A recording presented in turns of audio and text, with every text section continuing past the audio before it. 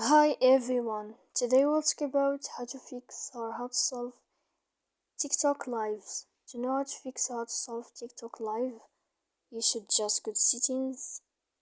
Here in this page you will enter to apps, default apps, app settings. When you'll find this list you will enter to the window of TikTok. Here in this page of app info you will click on force stop and you will click OK. Here we go to click on storage. After that we click clear cache. Don't click clear data because this can make errors or problems on your app. And in the end of all these steps you can turn off your Wi-Fi. You will wait a moment to turn on your Wi-Fi again. So please don't forget to support us by like and subscribe.